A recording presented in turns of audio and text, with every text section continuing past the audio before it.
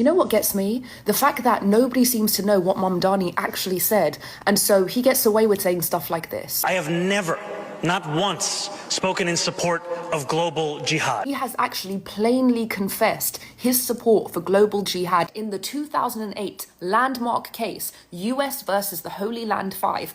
5 people were convicted of providing material support to Hamas by way of millions and millions and millions of dollars in violation of federal law while disguising it behind charity.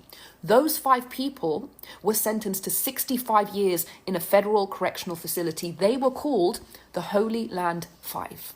In 2017, under the pseudonym Mr. Cardamom, Mamdani himself drops a rap song in which he states, "My love to the Holy Land 5.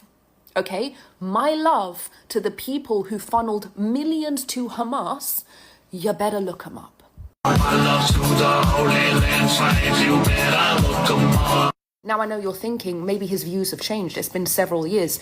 His views have not changed. When he was recently asked, do you think that Hamas should lay down its weapons? That's it. His answer was that he had no opinion. When you have openly supported the funneling of millions of dollars to Hamas, and since then they have committed a massacre that killed 1,200 Israelis and have shot and killed Palestinians at point blank range, and you now have no opinion on whether they should disarm, that's another way of saying, I support the terrorists. And that couldn't be clearer. And you know what worries me as an Iranian? The fact that this is the exact path that led to the revolution in Iran. It was this exact marriage of socialism and Islamism that we are now seeing people fall for again here. That also started by dividing society into oppressed and oppressor, mustakbirin and mustasafin.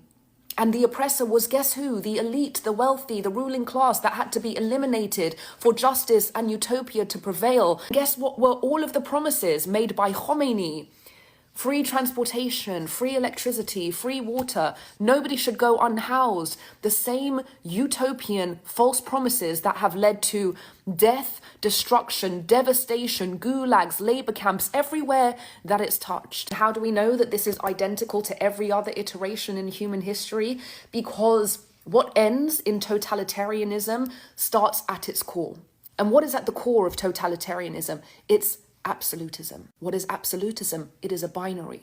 What is a binary? Oppressed and oppressor. What does that lead to? It leads to dehumanizing everybody on the wrong side of the binary. What does that lead to? Calling for the elimination of the oppressor. What have we been celebrating for the past few years in the United States? The elimination of the oppressor. That is how we are walking the path to totalitarianism, and we literally cannot see it. Do you know why we can't see it? Because do you think totalitarianism introduces itself as such? Of course it doesn't. When it knocks on your door, it calls itself liberation.